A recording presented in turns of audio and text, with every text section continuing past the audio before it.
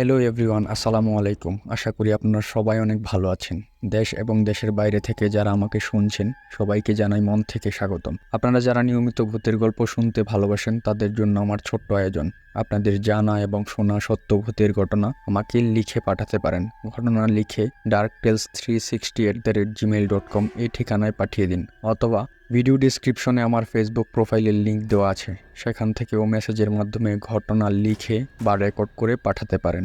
আপনাদের সাথে আছি আমি মিঠু, আর আপনারা শুনছেন ডার্ক টেলস অন্ধকার গল্প। আজকে আপনাদেরকে যে গল্পটি শোনাতে বসেছি সেই গল্পটি একটি সত্য ঘটনা।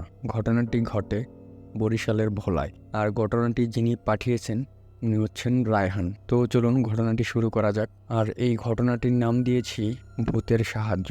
আমি রায়হান।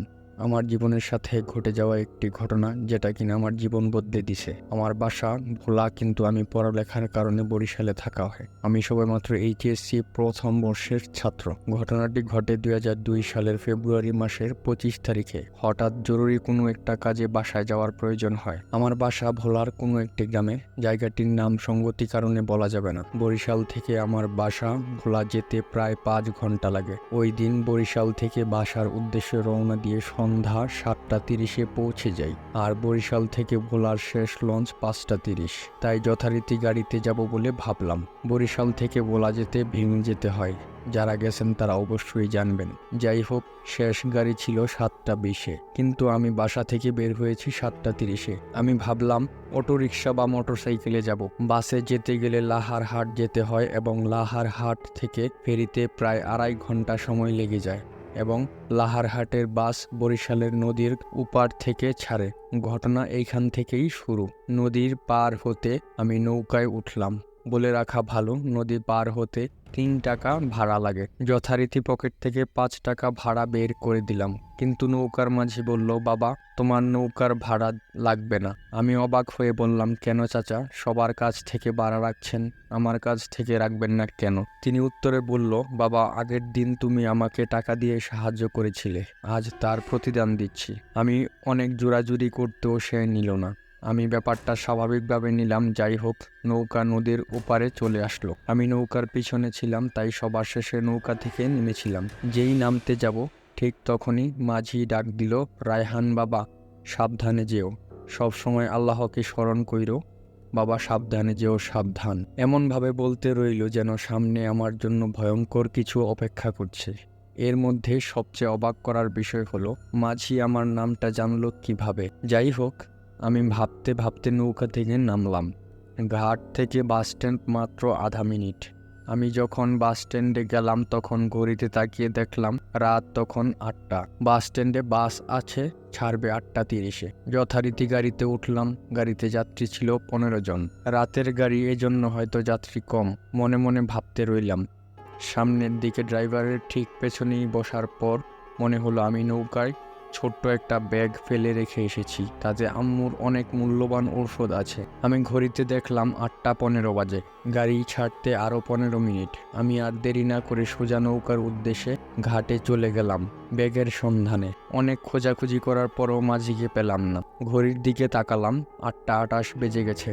আর 2 মিনিটের মধ্যেই গাড়ি ছেড়ে দিবে, যার কারণে ব্যাগের আশা ছেড়ে দিয়ে গাড়ির উদ্দেশ্যে চলে আসলাম। আমি আগেই গাড়ির সিটে যেয়ে তাকাতেই দেখতে পেলাম সেই ব্যাগটি আমার সিটের উপরে রাখা। আমি একটু অবাক হলাম, এটা কিভাবে সম্ভব? যে ব্যাগ আমি 30 মিনিট আগে নৌকায় ফেলে আসলাম সেটা এখানে কিভাবে আসলো?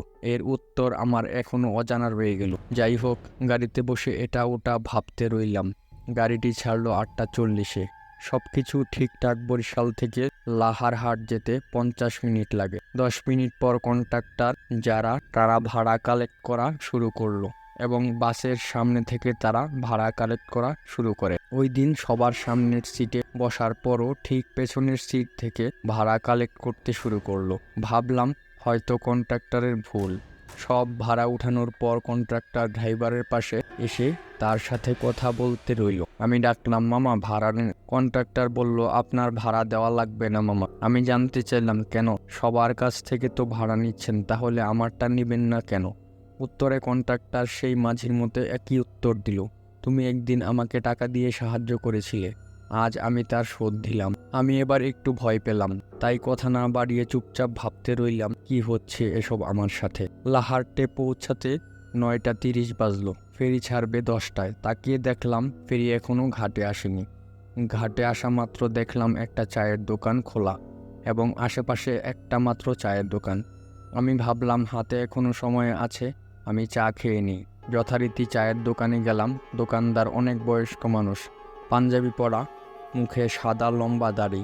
আমি কাছে যেতেই বলল, বাবা চা খাইবা? পথে কোনো সমস্যা হয়নি তো? আমি বিস্মিত হয়ে বললাম, কোনো সমস্যা হয়নি, চা দেন। তিনি আমাকে নর্মাল কাচের গ্লাসে চা দিলেন। আমরা জানি দোকানে সাধারণত চা কাপে চা দেওয়া হয় আর চায়ের কালারটা অস্বাভাবিক। যাই হোক, আমি চায়ের গ্লাসটা হাতে নিয়ে দোকান থেকে কিছুটা দূরে সরে বাসায় কল করে জানিয়ে দিলাম সব। বাসা থেকে দোয়া দূরত পড়তে বলল। দোকানদারের চায়ের গ্লাসের কথা বলতে চাটা খেতে বারণ করলো, ফেলে দিতে বলল। কলটা কেটে আম্মুর কথা মতো চাটা ফেলে দিয়ে দোকানদারের কাছে গেলাম। দোকানের কাছে গিয়ে যা দেখলাম সেটা তো আমার সেন্সলেস হয়ে পড়ার মতো অবস্থা। যেয়ে দেখি ওখানে কোনো চায়ের দোকানই নেই, সব কিছু উধাও। চায়ের দোকান বলতে কিছুই নেই, শুধু ফাঁকা জায়গা। দোকানের পাশে একটা গাছ ছিল, ওইটা ঠিকই আছে। আমি হাতের দিকে তাকাতেই দেখতে পেলাম গ্লাসটি হাতে ঠিকই ধরা। অনেক ভয় নিয়ে দাঁড়িয়ে আছি, কি করব কিছুই বুঝতে পারছি না। এমন সময় একটা অ্যাম্বুলেন্সের শব্দের আওয়াজ আমার কানে ভেসে আসতে রইল। যাই হোক, ঘাটে এসে দেখলাম একটা অ্যাম্বুলেন্স আসছে। আমি অ্যাম্বুলেন্সের দিকে এগিয়ে গেলাম। অ্যাম্বুলেন্সের ড্রাইভার ও তার সহকারী রয়েছে। তাদের সাথে কথা বলে জানলাম তারা ঢাকা থেকে রোগী নিয়ে আসছে, এখন তারা ফিরছেন এবং তারা পাশের গ্রামেই যাবে। আমি কিছুটা আশ্বস্ত হলাম এবং তাদের সাথে যাব ভাবলাম, কারণ রাত্রে গাড়ি পেতে ঝামেলা। যাই হোক, ঘাটে ফেরি চলে আসলো। অ্যাম্বুলেন্স যথারীতি ফেরিতে উঠলো। ফেরিতে যানবাহন বলতে শুধু অ্যাম্বুলেন্স আর সাথে আমি, বাদে 3 জন যাত্রী। ফেরি ছাড়লো রাত 10:40। আমি অ্যাম্বুলেন্সে ব্যাগ রেখে বসলাম এবং ড্রাইভারের সাথে কথা বললাম। হঠাৎ ফেরি বন্ধ হয়ে গেল। আমরা ভাবলাম হয়তো যান্ত্রিক কোনো সমস্যা। ফেরির কি হয়েছে জানতে অ্যাম্বুলেন্স থেকে নামলাম। ফেরির ইঞ্জিনের কাছে গেলাম, দেখলাম কেউ নেই। ইঞ্জিন মাস্টার ব্রিজ এর কাছে যাওয়ার সিদ্ধান্ত নিলাম। আমরা সবাই জানি ফেরির ড্রাইভারের সিটটা একটু উপরে হয়। আমি সিঁড়ির কাছে যেতেই ফেরি চলতে শুরু করলো এবং একদম মাঝ নদীতে ফেরি।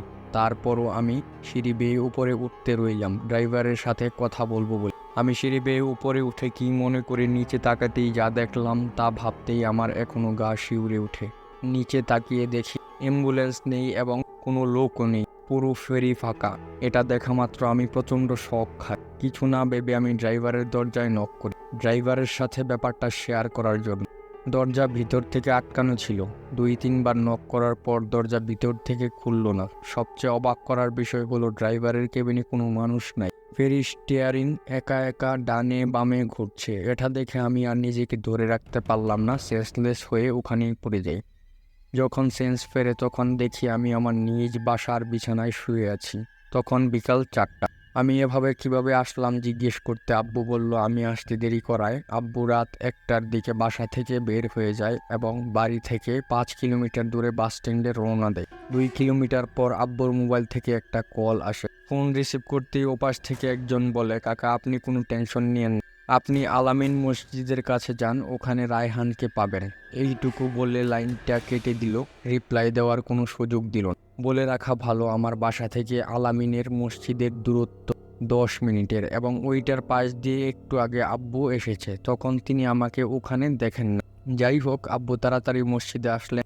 এসে দেখলেন মসজিদের বাইরে জানাজার যেই খাটটি রয়েছে তার পাশে আমি সেন্সলেস অবস্থায় পড়ে আছি এবং 2টা জানাজার খাটের মধ্যে পড়ে আছে আমার ব্যাগটা।